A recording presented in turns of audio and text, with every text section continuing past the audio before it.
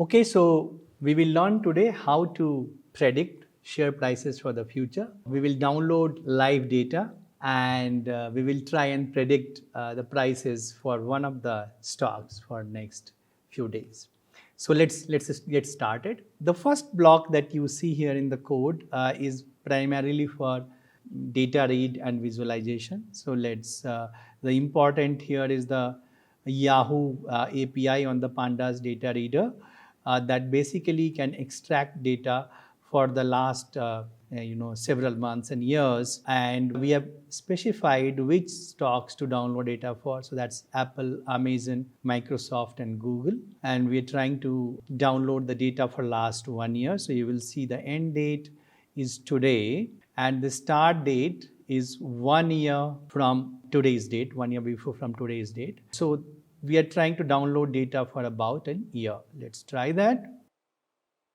Okay, so the data is getting downloaded. It takes just few seconds. Let's just wait while that happens. So yeah, the data is downloaded. That's good. We can see the Apple data, how many data points we have got. So we got there were 253 trading days in the last 1 year. And we can see six columns here. These columns are the high value, the low value, the open, the close, volume, and adjusted close. So let's plot for Apple, Amazon, and Google how has been the stock prices for last 1 year. So let's plot that. So you can see that Amazon and Google have been on a rally. Apple has also been increasing the prices, but compared to what Google has seen, Apple has been more consistent, right?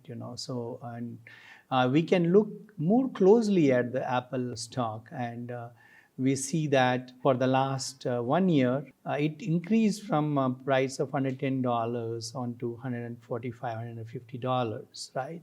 So it's been on an upward move. So before we can start predicting prices for Apple, we need to understand what this series is, right? So this series, whether it is stationary or not, stationary means that there is no upward or downward trend, and we know that that is not the case. So the test would fail, and we can see that the p-value is quite high, significant than 0.05. The series is not stationary. That means we need to do some amount of complex calculations to predict the values.